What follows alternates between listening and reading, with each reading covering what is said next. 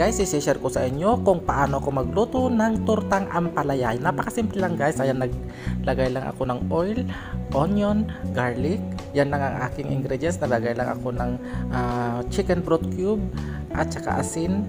And konting ano lang guys, water. Ayan, hanggang sa niluluto ko siya.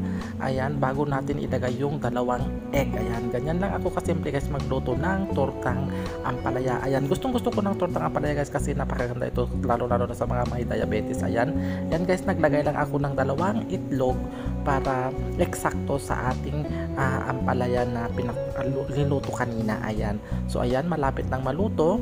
Ayan, mekos ko na yan, mekos, and ayan, magple-plating na tayo guys. Luto na, ready na for it. Ayan, kakain ako pang gabi. Ayan, napakasarap guys. Ayan, nagplating na ako, napakasarap, napaka-healthy itong aking ulam for today.